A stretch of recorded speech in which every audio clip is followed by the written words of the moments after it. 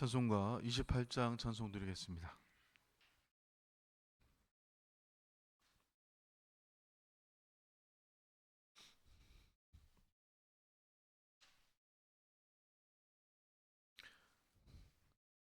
찬송가 28장입니다. 복의 근원 강림하사 찬송하게 하소서. 한량 없이 자비하심 측량할 길 없도다. 천사들의 찬송가를 내게 가르치소서. 구속하신 그 사랑을 항상 찬송합니다. 주의 크신 도움 받아 이때까지 왔으니 이와 같이 천국에도 이르기를 바라네. 하나님의 품을 떠나 죄에 빠진 우리를 예수 구원하시려고 보혈을 여주셨네. 주의 귀한 은혜 받고 일생 빚진 자 되네. 주의 은혜 사슬 대사 나를 주께 매소서. 우리 마음은 연약하여 범죄하기 쉬우니 하나님이 받으시고 천국인을 치소서. 아멘. 사도신경으로 신앙 고백 드리겠습니다. 나는 전능하신 아버지 하나님 천지의 창조주를 믿습니다. 나는 그의 유일하신 아들 우리 주 예수 그리스도를 믿습니다. 그는 성령으로 잉태되어 동정녀 마리아에게서 나시고 본디오 빌라도에게 고난을 받아 십자가에 못 박혀 죽으시고 장사된 지 사흘 만에 죽은 자 가운데에서 다시 살아나셨으며 하늘에 오르시어 전능하신 아버지 하나님 우편에 앉아 계시다가 거기로부터 살아있는 자와 죽은 자를 심판하러 오십니다. 나는 성령을 믿으며 거룩한 공교회와 성도의 교제와 죄를 용서받는 것과 몸의 부활과 영생을 믿습니다. 아멘. 하나님 말씀은 아모스 2장 4절에서 16절 말씀 교독하겠습니다. 구약성경 1276페이지. 여호와께서 이와 같이 말씀하시되 유다의 서너 가지 죄로 말미암아 내가 그 벌을 돌이키지 아니하리니 이는 그들이 여호와의 율법을 멸시하며 그 율례를 지키지 아니하고 그의 조상들이 따라갔던 거짓 것에 미혹되었음이라. 내가 유다에 불을 보내리니 예루살렘의 궁궐들을 사르리라. 여호와께서 이와 같이 말씀하시되 이스라엘의 서너 가지 죄로 말미암아 내가 그 벌을 돌이키지 아니하리니 이는 그들이 은을 받고 의인을 팔며 신앙 결례를 받고 가난한 자를 팔며 힘없는 자의 머리를 티끌먼지 속에 발로 밟고 연약한 자의 길을 굽게 하며 아버지와 아들이 한 젊은 여인에게 다녀서 내 거룩한 이름을 더럽히며 모든 제단 옆에서 전당 잡은 옷 위에 누우며 그들의 신전에서 벌금으로 얻은 포도주를 마심이니라. 내가 아무리 사람을 그들 앞에서 멸하였나니 그 키는 백향목 높이와 같고 강하기는 상수리 나무 같으나 내가 그 위에 열매와 그 아래에 뿌리를 진멸하였느니라. 내가 너희를 애굽 땅에서 이끌어내어 40년 동안 광야에서 인도하고 아모리 사람의 땅을 너희가 차지하게 하였고 또 너희 아들 중에서 선지자를 너희 청년 중에서 나시린을 일으켰나니 이스라엘 자손들아 과연 그렇지 아니하냐. 이는 여호와의 말씀이니라. 그러나 너희가 나실 사람으로 포도주를 마시게 하며 또 손자에게 명령하여 예언하지 말라 하였느니라. 보라, 곡식단을 가득히 실은 수레가 흙을 누름같이 내가 너희를 누르리니. 빨리 다름질하는 자도 도망할 수 없으며 강한 자도 자기 힘을 낼 수 없으며 용사도 자기 목숨을 구할 수 없으며 활을 가진 자도 설 수 없으며 발이 빠른 자도 피할 수 없으며 말 타는 자도 자기 목숨을 구할 수 없고. 다 같이 읽겠습니다. 용사 가운데 그 마음이 굳센 자도 그날에는 벌거벗고 도망하리라. 여호와의 말씀이니라. 아멘. 우리가 지금 아모스서를 통해서 우리가 알 수 있는 것은 빈익빈 부익부에 따른 참혹한 경제적인 간격뿐만 아니라 얼마나 가진 자들이 율법이라는 묘목의 칼을 휘두르면서 그 사회에서 가장 약하고 공고한 자들을 짓밟고 억압했는가에 대한 참혹한 내용들을 우리가 알 수 있습니다. 하나님이 이제 본격적으로 유다와 이 북이스라엘에 대해서 하나님의 말씀을 떠난 결과가 어찌 될 것인가에 대해서 이렇게 우리에게 말씀하십니다. 결국 이 땅에 벌어지는 참혹한 무질서, 또 혼란, 탐욕, 모든 이러한 잉여된 열매들이 어디서 출발하는 것인가를 우리가 살펴보게 되면 우리가 교회 타락에서부터 우리가 찾아볼 수 있습니다. 교회 타락은 여러분들 잘 아시는 대로 이 복음의 변질로부터 찾아온다는 것이죠. 이것은 바로 교회와 성도들이 하나님을 떠났기 때문이고 우리의 믿음의 대상과 또 믿음의 내용과 믿음의 목적에 대해서 무지하기에 이러한 모습들이 드러납니다. 하나님과의 관계 단절을 통해서 수많은 악취가 나기 시작하고 시들어지고 병들어져서 이렇게 변질이 되는 것이죠. 그래서 우리가 이 본질적으로 회복이 되고 돌아올 수 있는 길은 하나님께로 돌아와야 되고 그 아들 예수 그리스도의 구속의 십자가 앞에 우리는 엎어져야 한다는 것입니다. 본문은 하나님께서 이방 민족뿐만 아니라 하나님과의 언약 관계에 있던 유다의 죄를 공정하게 심판하심을 우리에게 보여줍니다. 하나님은 유다의 죄를 이렇게 말씀하시죠. 4절 후반절에 보니까 그들이 여호와의 율법을 멸시하며 그의 윤례를 지키지 아니하고 그 열조의 거짓된 것에 미혹되어 그것을 따랐음이라 이렇게 말씀합니다. 유다의 죄가 무엇입니까? 하나님과의 특별한 언약 관계를 버린 데 있다는 것이죠. 유다는 하나님께로부터 율법을 받고 하나님의 말씀을 따르도록 부름받은 민족이었습니다. 하지만 그들은 여호와 율법을 무시하고 또 그 말씀을 지키지 않는 그 죄를 범했던 것이죠. 이는 단순한 이 불순종이 아니라 그 하나님의 말씀을 가볍게 여기고 무시하는 근본적인 태도의 문제를 나타나고 있습니다. 특별히 그 열조의 거짓 것에 미혹되어서 그것을 따랐음이라 하는 이 표현은 유다가 과거 조상들의 그 우상 숭배와 영적 타락을 그대로 답습했다는 것을 우리에게 말씀하는 것입니다. 이는 유다가 단지 외적인 행위에서만 죄를 범한 것이 아니라 무엇입니까? 마음 깊은 곳에서부터 하나님을 멀리하고 거짓된 것에 속았다는 것을 우리에게 보여주는 것이죠. 하나님께서는 유다가 언약 백성으로서의 그 사명을 망각하고 주변 이방 민족과 다를 바 없는 그 길을 걸어가고 있음을 우리에게 말하고 있습니다. 하나님의 심판 선언은 5절 말씀에서 분명히 나타납니다. 내가 유다에 불을 보내리니 예루살렘의 궁전을 살리리라. 이 불을 보낸다는 표현은 무엇입니까? 하나님의 심판이 철저하고 피할 수 없는 것을 이렇게 상징적으로 보여줍니다. 예루살렘은 유다의 중심지로 성전이 있는 거룩한 도시였습니다. 그러나 유다의 죄악은 이 거룩한 도시조차도 하나님의 심판에서 제외되지 않을 것을 나타내고 있는데요. 이는 그들의 영적 타락이 얼마나 심각했는지를 강조하면서 하나님께서는 단지 외적인 예배나 형식적인 신앙행위로 기뻐하지 않음을 우리에게 보여줍니다. 유다가 범한 죄가 단순한 행동의 문제가 아니라 무엇입니까? 마음 깊은 곳에서부터 하나님의 말씀보다 거짓된 것을 선택한 결과라는 것을 보여주고 있는 것이죠. 우리 역시도 삶 속에서 하나님보다 세상의 가치나 거짓된 것을 따르고 있지는 않은지 돌아보아야 합니다.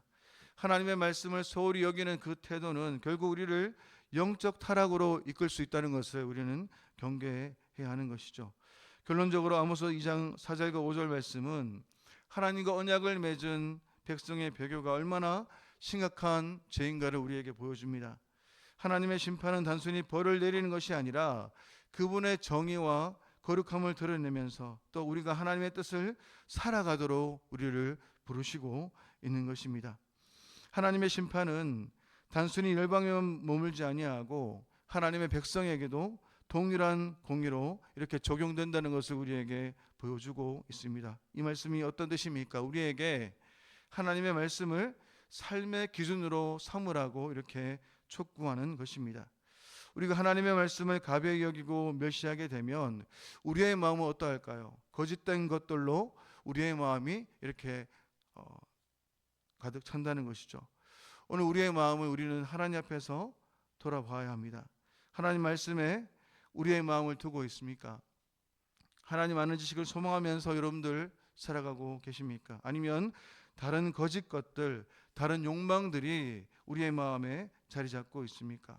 오늘 우리가 제일 깊이 생각하고 고민하며 사는 것이 무엇인가 하나님 앞에 우리 자신을 살펴봐야 합니다. 두 번째 단락인 이 6절부터 16절까지는 이스라엘에 대한 심판이 나타나고 있습니다. 오늘 본문에서 계속적으로 유다의 그 제약에 이어서 본물처럼 이스라엘의 제약들이 어떤 것인가를 우리에게 구체적으로 이렇게 말하고 있는데요. 아모스는 북이스라엘이 범한 죄를 고발하면서 사회적 불의와 영적 타락과 하나님의 은혜를 망각한 그 죄에 대해서 분명하게 지적합니다. 오늘 먼저 6절과 8절은 이스라엘의 사회적 불의와 경제적 착취의 그 현장을 우리에게 먼저 보여주고 있습니다. 그들이 은을 받고 의인을 팔면서 신앙 켤레를 받고 가난한 차를 팔면서 그들은 이 의인을 억압하면서 그들의 생명을 헐값에 이렇게 팔아넘겼습니다. 이는 법정에서의 부정한 판결과 경제적 착취를 통해서 약자들을 희생시킨 것을 의미하는 것이죠. 오늘 본문에 나타난 은과 이 신앙 켤레는 사람의 생명과 권리를 아주 어떻게 해요? 하찮게 여겼다는 것을 우리에게 보여줍니다. 이스라엘은 돈과 사소한 이익을 위해서 정의를 왜곡하고 약자를 희생시켰습니다.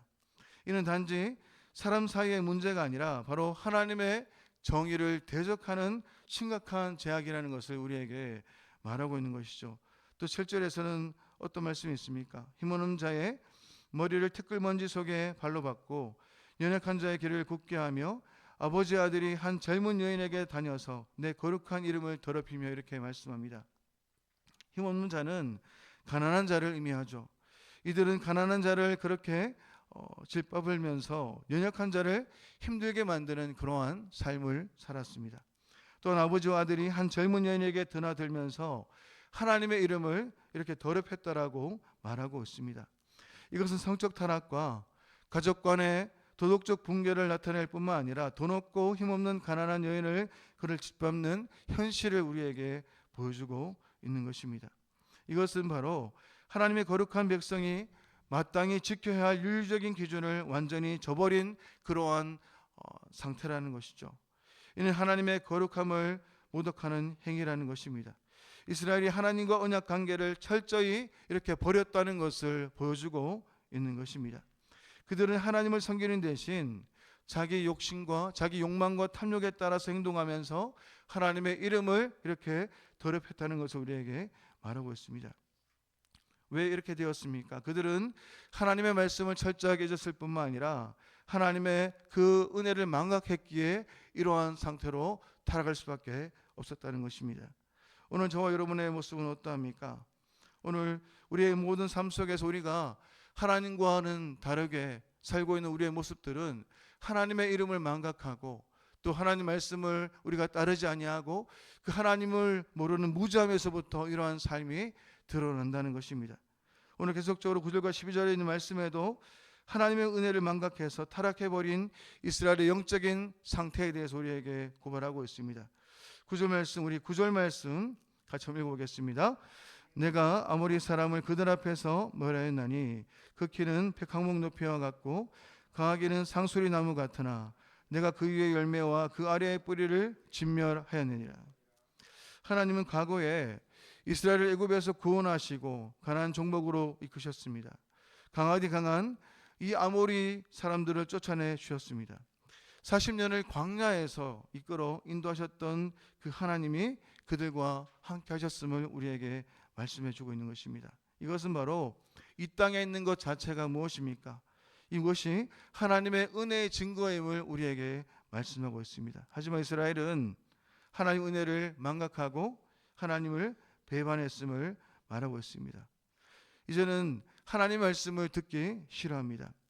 10절에 있는 말씀 보니까 나시린에게 포도주를 마셔서 타락하게 하고 선지자들에게 예언도 못하게 하며 영적 지도력을 상실하게 만들었다라고 고발하고 있습니다. 하나님을 향해서 귀를 닫고 하나님의 그 말씀을 의도적으로 그는 거절하는 그들은 삶을 살았습니다. 그들에게 거룩한 삶으로 하나님을 드러내는 나시린과 하나님의 뜻을 전하는 선지자는 축복이 아니라 어떻습니까? 그저 잔소리꾼이고 불편한 존재였을 뿐입니다. 이는 그들의 그 영적 타락이 얼마나 심각했는가를 우리에게 보여주고 있는 것이죠. 그러니 아모스 1장 2절 말씀에서 보면 하나님께서 말씀하는 소리가 이제 사자의 으르렁거리는 소리가 나서 이들에게 다가오고 있는 것입니다. 여러분들 우리도 그럴 때가 있지 않습니까? 하나님 말씀이 듣기 싫고 찬양 소리가 지겨우면서 말씀 따라 살려는 이의 행동이 불편하게 보일 때가 있습니다. 이럴 때 우리는 조심해야 하는 것입니다. 우리가 심판당할 때에 이스라엘의 상태와 같아지는 것이죠. 하나님이 이스라엘에게 애국과 광야의 은혜를 기억하라고 이렇게 말씀하듯이 오늘 우리도 십자가에서 우리를 향하여 외치는 그 주님의 소리를 기억해야 합니다. 오늘 13절과 16절에 있는 말씀은 이제 이런 이스라엘에 대한 하나님의 심판이 선언되고 있습니다. 13절 말씀에 보라 곡식단을 가득히 실은 수레가 흙을 누름같이 내가 너희를 누르리니 이렇게 말씀합니다. 곡식을 가득 실은 수레는 불강력적인 하나님의 그 심판의 무게를 상징합니다. 하나님의 심판의 무게가 너무나 무거워서 옮길 수가 없는 그러한 상태라는 것을 말하고 있는 것입니다. 그들의 죄악이 절정에 이르렀고 하나님의 공의가 반드시 실행된다는 것을 상징하고 있는 것이죠. 이 하나님의 심판이 나타날 때에 재빠른 자도 강한 자도 용서도 할을 가진 자도 그 어떤 자도 자기를 구할 수가 없고 피할 수 없다라고 말씀하고 있습니다. 14절부터 16절에 이 도망가는 사람들을 7부류로 설명하고 있는데요. 이는 모든 사람들이 하나님의 심판 앞에서 두려워 떨며 무력하며 도망치지 못할 것을 우리에게 보여주고 있는 것입니다. 하나님의 공의가 열방뿐만 아니라 그의 백성에게도 동일하게 적용된다는 것을 우리에게 보여주고 있습니다. 오히려 하나님과 언약을 맺은 언약 백성에게 더 무겁게 이렇게 다가오고 있는 것이죠. 사랑하는 성도 여러분, 오늘 우리의 모습도 그 하나님 앞에서 우리는 되돌아봐야 합니다. 우리는 하나님의 은혜를 기억하고 이렇게 잘 살아가고 계십니까? 그 은혜의 말씀을 기억하면서 하나님이 원하시는 대로 주변의 약자들을 돌보면서 살아내고 있습니까? 아니면 그들에게 고통을 주고 계십니까? 오늘 우리의 모습이 누군가에게 주의 은혜로 다가가게 되기를 주님의 이름으로 축원합니다. 기도하겠습니다.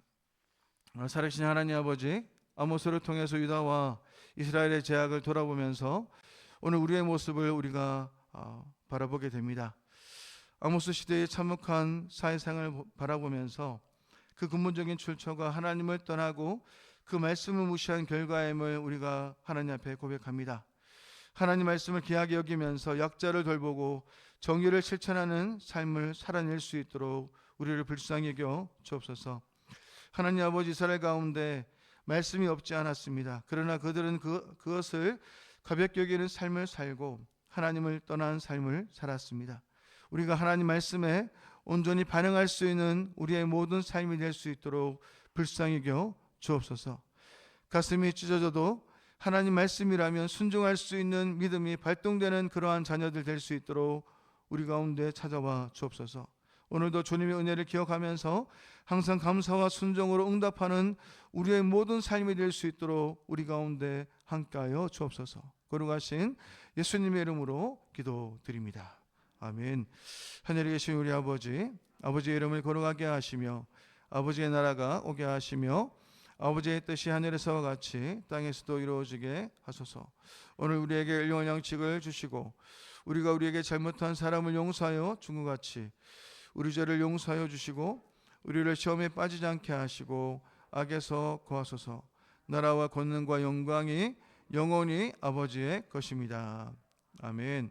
오늘 이 시간 나라와 한국교회를 위해서 대구 성시아를 위해서 이 시간 기도드리겠습니다. 대통령과 이정재들을 위해서 모든 영역에 주님의 통치가 있도록 정치가 안정되고 경제가 성장하는 나라가 될 수 있도록 북한 독재체제 정권이 무너지고 북한 교회들이 회복될 수 있도록 또 한국교회 제2의 부흥운동이 일어날 수 있도록 또 12월 14일 있는 우리 임직식 가운데 은혜를 부어주시고 일꾼들을 통해서 교회에 새로운 전환기가 이렇게 일어날 수 있도록 기도하시고 오늘도 말씀을 기억하면서 하나님 말씀 앞에 우리가 반응하는 하나님의 그 자녀가 될 수 있도록 그 하나님을 떠난 삶을 살아가는 것이 아니라 또 하나님을 무시하는 그런 삶을 살아가는 것이 아니라 우리의 믿음의 대상이신 하나님을 바르게 알아서 하나님과 동행하는 그러한 인생 될 수 있도록 은혜를 부어달라고 또 우리의 모든 삶 속에 하나님의 정의와 공의를 드러내는 하나님의 백성다움을 드러내는 그런 인생 될 수 있도록 우리 가운데 은혜를 베풀어 달라고 이 시간 주여 일창하면서 같이 한번 이 시간 기도 드리겠습니다. 기도하겠습니다. 주여